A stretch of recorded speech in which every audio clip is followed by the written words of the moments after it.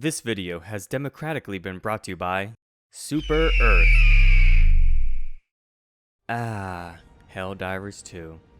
This game is nothing like I've ever played, because I don't play much outside of League. I would say the first few days of the game being out wasn't a bad thing, but once word got out about how amazing it was near impossible to get onto your ship. What was once capped at 400,000 players, it is now capped at 800,000 as of writing this. So essentially, there are several thousand, if not hundreds of thousands of potential people trying to play the same time as you. I don't know of anything like this happening before. If there are similar situations where servers weren't breaking due to issues, but rather a massive influx of people, please let me know in the comments. I'm genuinely interested in that.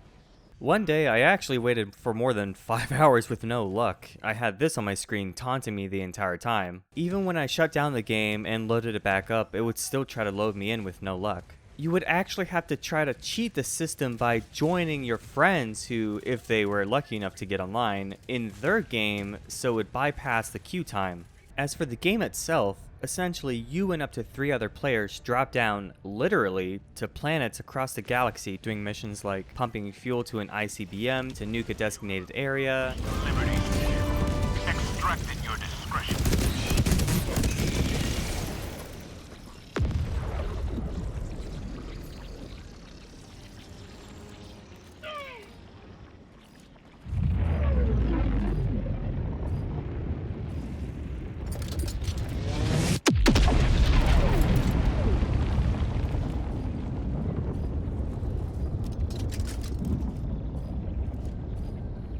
Requesting air support.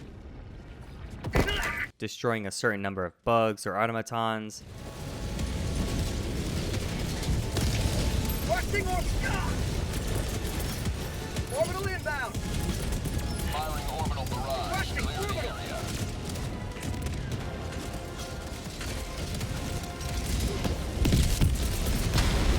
Sending in an eagle.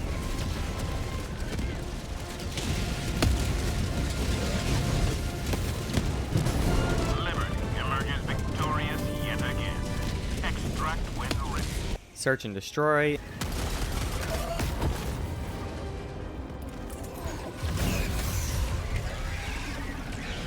And plenty of other fun democratic missions. Oh my god! Oh, friendship.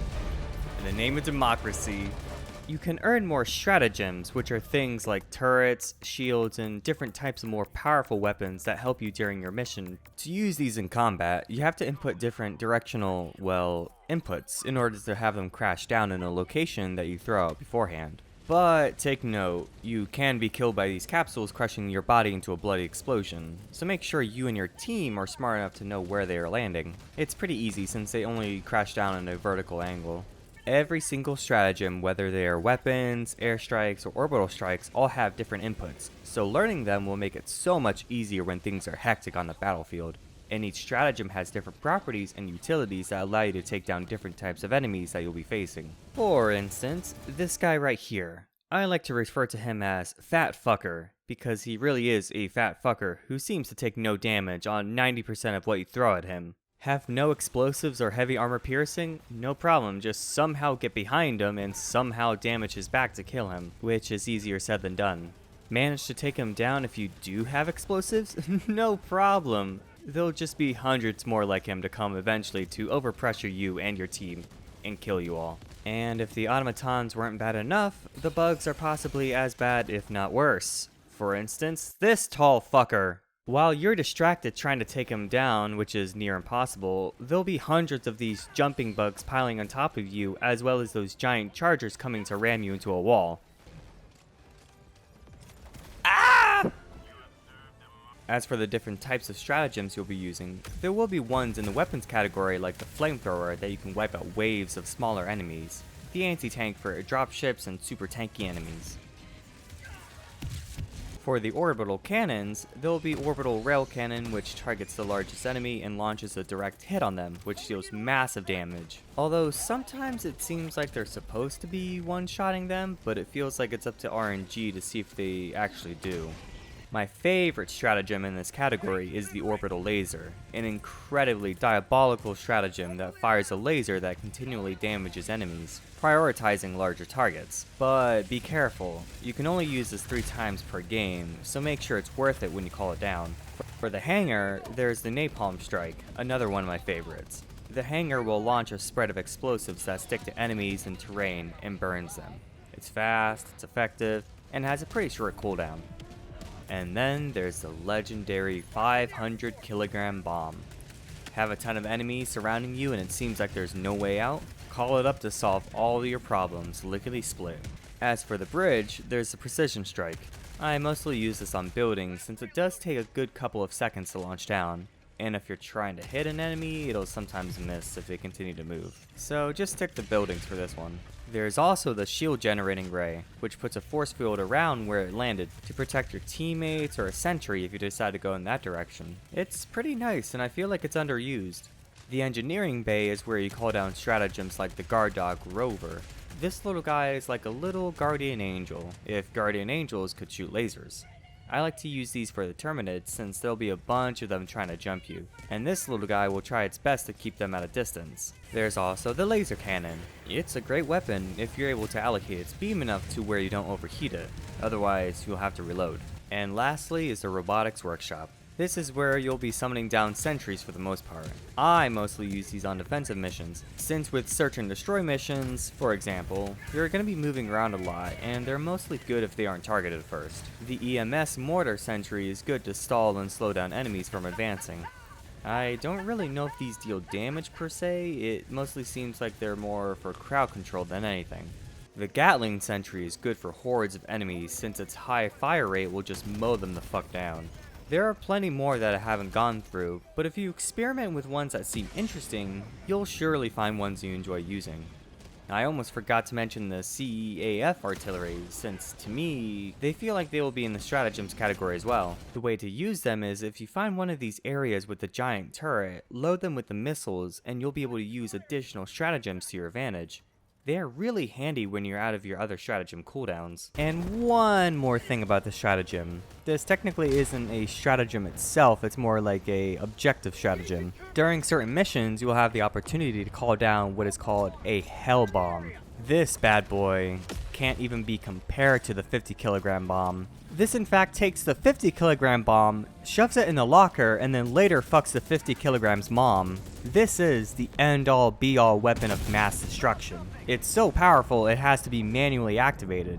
To be able to play a game that's non-PvP, that you actually have to work as a team to win, and to not get people who purposefully ruin the game for their own enjoyment, I'm looking at you meta build players, is something I will truly cherish for the long run. You'll run, get blown up, get mowed down, get sliced to pieces, but guess what? Despite dying hundreds of times, you'll love every second of it. I haven't even begun to mention the music and sometimes the over-the-top voice acting, but it works. It's fun, it's exciting, and I will never ever get tired of the theme that plays when you board your hellpods and get launched down to the planet. It's astronomically exhilarating. Launch initiated.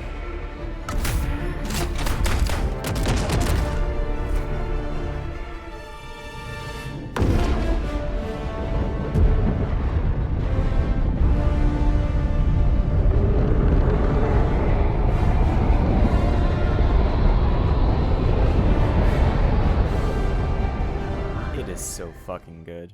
Sometimes the explosions are so in your ear loud that it almost makes you deaf, but that's fine. You're a Helldiver. You'll get used to it.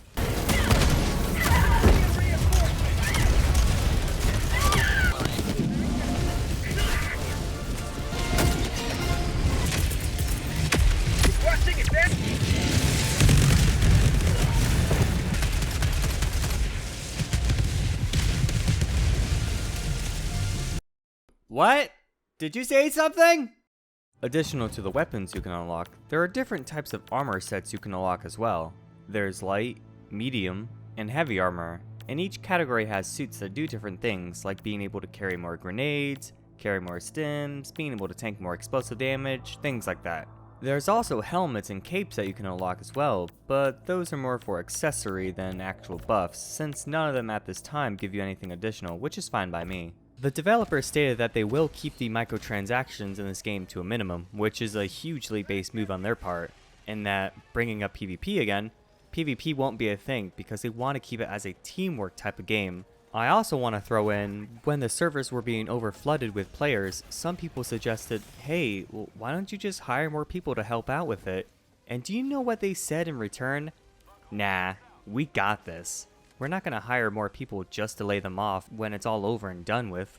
Arrowhead, you have my utmost respect with how you are treating this game and its players. I truly believe that more companies need to follow their lead with how they handle a good and fun game.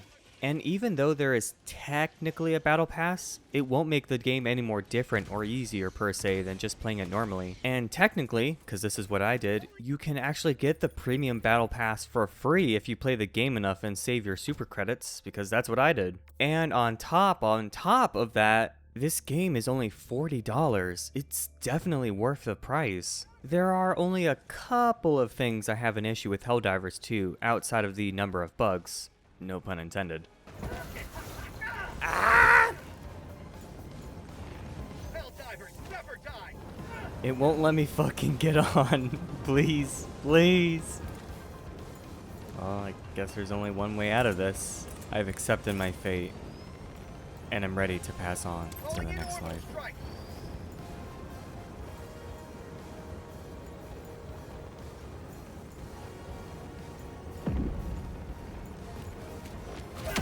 The first being a live service game, a paid one for that fact.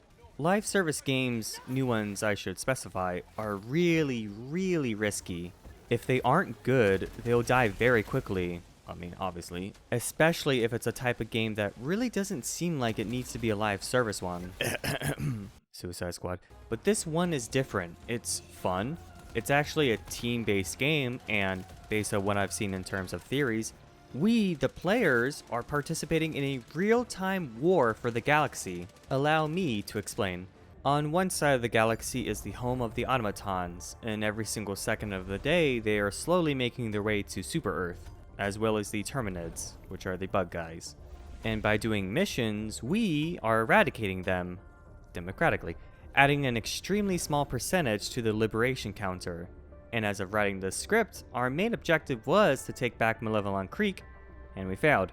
But it seems to insinuate, based on what we are given, that there could be an event in the future where either the automatons or the Terminids land on either Super Earth or Mars, which will be the coolest thing in the world, but obviously we don't want that to happen, lore-wise. And in every section of the galaxy holds several planets that we will eventually get to. It was kind of hard to count, but from what I could gather, there are around 200 some planets in the entire galaxy, which is a huge variety of planets. Now, obviously each planet won't be completely different or unique to one another, but the fact that they each feel different enough speaks a lot. Because on top of that, I'm using that word a lot today, each planet holds different areas of missions you can participate in, making the game feel even larger than it looks. If this game wasn't already large enough, there are 9 different difficulties you are able to unlock from playing them in order. The first one being trivial, which you start off as. Nothing too difficult for people first starting out in the game, but as you move on, you'll earn easy, and then medium, then challenging, then hard, then extreme, then suicide mission, then impossible, and finally my favorite, Hell Dive. Now for Hell Dive, essentially you are throwing yourself into hell itself and expecting to come out alive. And to be honest, sometimes, depending on what kind of mission you do, Hell Dive can either feel like a breeze or impossible to beat if you fall behind enough. And if you lose your stratagems, weapons, turrets, then you're kind of just screwed. The enemies don't necessarily get more difficult in terms of damage or tankiness. Of course, there are different types of enemies that have different stats, but you won't be fighting a raider in the automaton region on Helldiver that'll have more health or deal more damage than the ones from Trivial, if that makes sense. It's just the types of enemies and how many will spawn that makes the difficulty what it is. When you go to higher levels, some of the weapons or stratagems you have or use may not be as effective. That's why with certain enemies you either go with anti-tank weapons / stratagems or armor piercing weapons / stratagems. because if you don't, most of the time they'll ricochet off them and either hit you or your allies. And the higher difficulty you go, the crazier the action. And my god, can the action get out of control. Every second there'll be explosions, people dying left and right, bullets whizzing by your face, having to dodge death coming right at you. It is insane! You will be going through hell every second of the journey, and I am so glad I picked it up. And I hope you, after watching this, will too. I assure you, it is worth the price, especially if you have a few friends to join along. And if not, that's fine. It's easy to find others who send SOS signals out during missions. So if you're trying to find a quick match, it'll find someone who sent out a signal and drop you right there in the midst of the battle. Now, the only issue I have with that is it's kind of broken unintentionally because you can land around the time when they're being extracted and then get the full reward they do. They might have to adjust for time spent / enemies killed as to not make it abusable. But other than that, it made me miss more than days of League. I mean, look at this. This never happened to me before. And this is like the third time I'm adding something to the script because there's so much information that's coming out. Like, we lost Malevelon Creek, which I stated before, but I then later learned that they're adding more things like mechs. They're adding fucking mechs, which is so cool. I mean, check this out.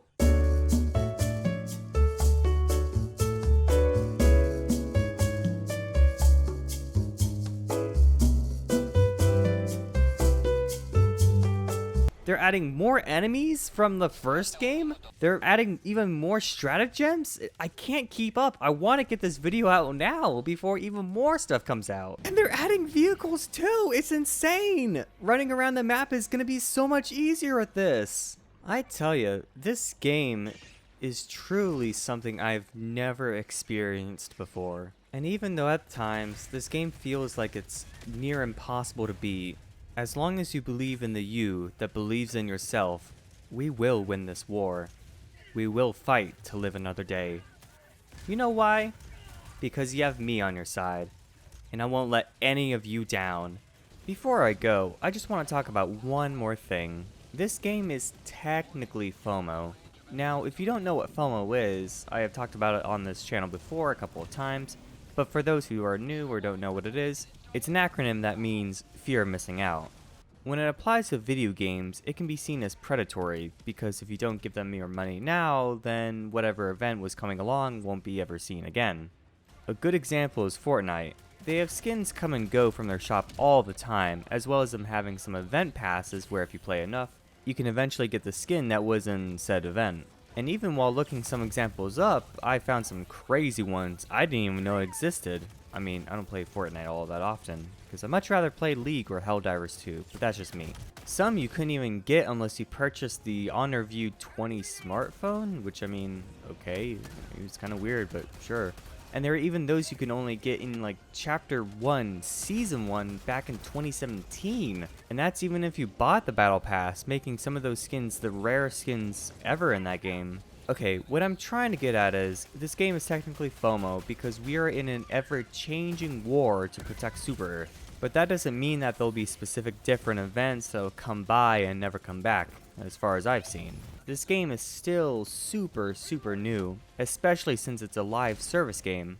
You'll still be able to go to planets that are being attacked. You'll still be able to summon the stratagems you want. If anything, the only thing you might miss out is the changing armor set and maybe the premium pass. But I mean, those armor sets don't have anything different in terms of stats than the ones you can normally unlock. Anything other than that, it might be like a planet that needs to be liberated and then it gets 100%ed, and once those are 100%ed, you can't go back until they're attacked again. But most of the planets are kind of the same, just like slightly different environments, so you won't be missing out much. In the end, if you haven't picked up this game, I highly suggest you do. You won't regret it. If you do, I hope you join in the battlefield to spread managed democracy. Godspeed, soldier. And with that being said, I thank all of you for watching. Don't forget to like, subscribe, and all that fun stuff. Check out my Twitch. I'm going to try to stream a heck of a lot more in the near future. All the links will be in the description below. Thank you again for watching, and I'll see you next time. Goodbye.